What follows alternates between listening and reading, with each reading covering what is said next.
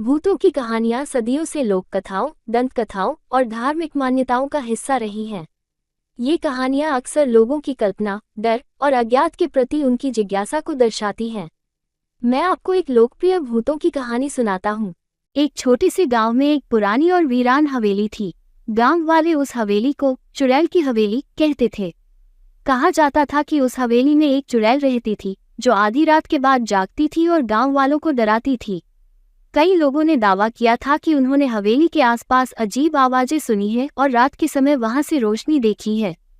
गांव के कुछ नवयुवक जो इन कहानियों पर यकीन नहीं करते थे, उन्होंने तय किया कि वे उस हवेली में रात बिताएंगे और इन अफवाहों की सच्चाई का पता लगाएंगे।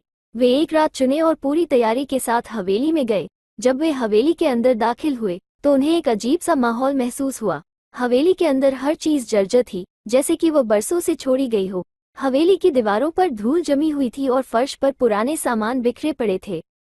जैसे ही युवकों ने उससे बात करने की कोशिश की, वह औरत अचानक हवा में गायब हो गई। तभी हवेली में तेज हवाएं चलने लगी, दरवाजे जोर से बंद हो गए और खिड़कियां जोर जोर से बजने लगीं। हवेली के चारों ओर एक अजीब सी आवाज गूंजने लगी, जैसे कोई तंत्र मंत्र कर रहा हो। युवकों का खून जम गया। वे समझ गए कि यह कोई साधारण घटना नहीं है। वे बिना देरी किए हवेली से बाहर भागे और गांव लौट आए। गांव में पहुंचने के बाद उन्होंने सारी बातें बताई और फिर कभी किसी ने उस हवेली में जाने की हिम्मत नहीं की। रात होते होते हवेली में हल्की ठंडक महसूस होने लगी। अचानक एक कमरे से किसी महिला की रोने की आवाज आई। युवकों ने सोचा कि यह केवल हवा का खेल हो सकता है, लेकिन जैसे ही वे कमरे के करीब गए, रोने की आवाज और तेज हो गई।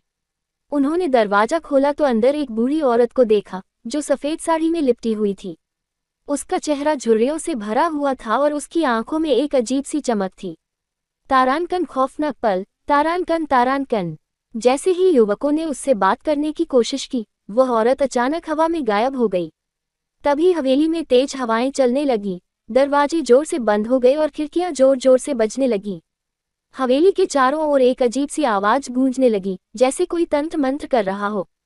युवकों का खून जम गया। वे समझ गए कि यह कोई साधारण घटना नहीं है।